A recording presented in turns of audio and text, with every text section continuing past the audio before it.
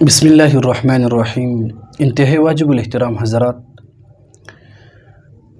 یقیناً 30 جولائی 2023 بروز ہفتہ نن د باجوړ په سرزمین باندې د جمعیت علماء اسلام په کارکنانو او په مشرانو باندې دھماکه وشوله. هغې کې ډېر کثیر تعداد سره کسان زخمیان شوله او تقریباً 40-50 کسان پکې شهیدان شول.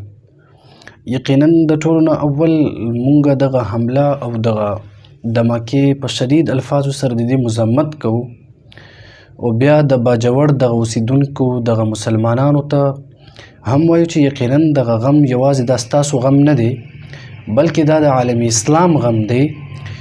دغه مولیان، دغه طالبان، دغه حافظان، دغه مفتیان یقیناً دا صرف اور صرف د باجوړ نو، بلکې دا د عالم اسلام یو لویه سرمایه وه. دغه علماء کرام چې دغه علماء کرامو په برکت باندې دغه ځمکه آباده ده.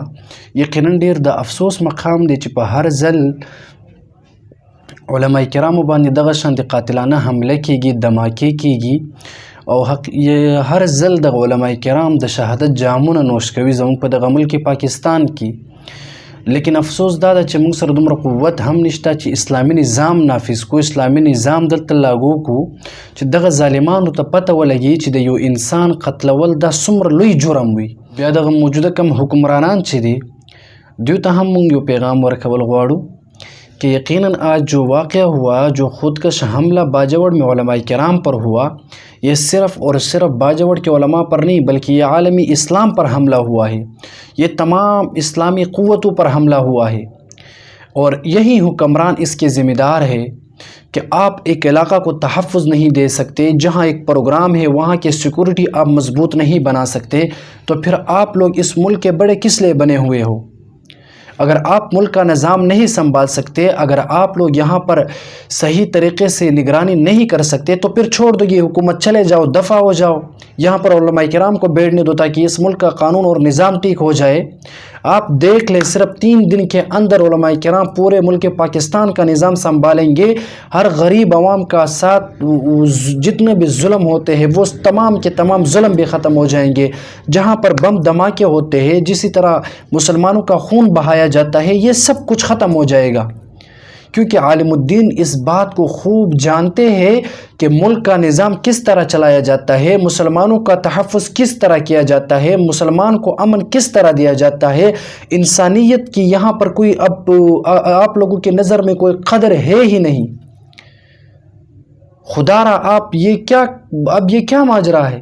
بار بار علماء گولیوں کا نشانہ بنتے ہیں، بار بار علماء کرام کے سینے پر خنجروں کا وار کیا جاتا ہے، بار بار علماء کرام کے جو علماء کرام کا بدن ان گولیوں سے چھلنی کیا جاتا ہے، بار بار علماء کرام ان بم دھماکوں کا شکار بنتے ہیں. آخر کب تک یہ اسی طرح ہوتا رہے گا؟ آخر کب تک ہم خاموش رہیں گے؟ میں اپنے تمام علماء کرام اور طلباء کرام دوستوں سے کہنا چاہتا ہوں کہ ان حکمرانوں کے خلاف آواز اٹھائے. اس ملک کے جتنے بھی بڑے ادارے ہیں، جتنے سیاسی قائدین ہیں، ان کے خلاف آواز اٹھائے کہ خدا را ہمارے مساجد، مدارس اور ہمارے علماء کرام کو تحفظ دیا جائے. ہم کب تک اپنے علماء کرام کی اس لاشوں کو اٹھائیں گے؟ کب تک ہم اس زمین سے اپنے علماء کرام کے بدن کے ٹکڑے کو اٹھائیں گے؟ کیا یہ ملک اس ملک کے لیے ہمارے علماء کرام نے قربانی نہیں دی ہے؟ کیا اس ملک کی بنیاد میں علماء کرام کا خون نہیں بہایا گیا؟ کیا اس ملک کے لیے ہزاروں، سینکڑوں، لاکھوں علماء کرام نے شہادت کا جام نہیں نوش کیا؟ جب اس ملک کی آزادی میں علماء کرام کا ہاتھ ہے، اس ملک میں اگر آج مسلمان انگریز کے غلامی سے ظاہراً اگر محفوظ ہے تو یہ صرف اور صرف علماء کرام کی برکت ہے، یہ علماء کرام کی قربانی ہے. اس ملک کے دفاع کے لیے علماء کرام نے اپنے جان کا نذرانہ پیش کیا تھا. جب پڑا وقت گلستاں پہ تو خو ہم نے دیا، جب بہار آئی تو کہتے ہیں تیرا کام نہیں. علماء کرام نے اس ملک کو آزاد کیا، لیکن اس ملک میں آج علماء کرام محفوظ نہیں. اس ملک کے لیے علماء کرام نے اپنے بچوں کو چھوڑا، اپنے بیویوں کو چھوڑا، اپنا سب کچھ تن من دن سب کچھ اس ملک کے لیے قربان کر چکے ہیں علماء کرام. لیکن آج اس ملک میں علماء کرام کو شہید کیا جاتا ہے، اس ملک میں علماء کرام پر حملے ہوتے ہیں، اس ملک میں علماء کرام کے بدن کے ٹکڑے ہوتے ہیں. یہ کدھر کا انصاف ہے؟